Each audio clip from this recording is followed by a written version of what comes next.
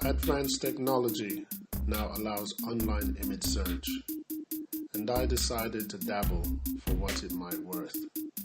Started by Googling pictures of everyone else, and curious me thought to search with an image of myself.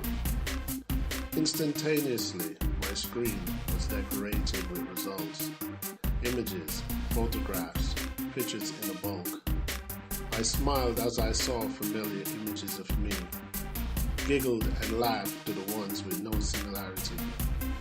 I continued to scroll, and again I saw my face, but this time I did not recognize the photo nor the place.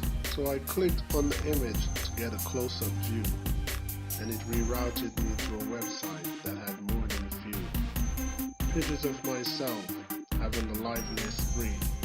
My heartbeat echoed to my ears as I murmured, "That's not me." I zoomed in on the face, on the smile, on the eyes, frantically questioning, have I been hypnotized? It was me. He looks like me in every detail. His lips, the way he sits, was me without fail. And I was certain that I did not have a twin. My parents accounted for every single one of my kin. So who was this person wearing my body and my face? Is he free and I am locked up somewhere as a basket case?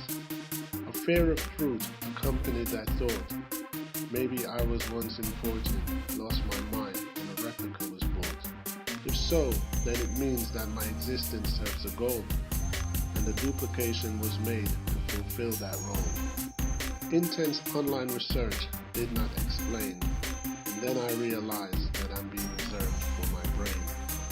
He may look like me, but I'm the one who writes. He's a man-made shell of me, who relies on my insights. A representation of a could-be author who would have been known. A congratulation to a salutation, E.N.T. Sebastian the clone.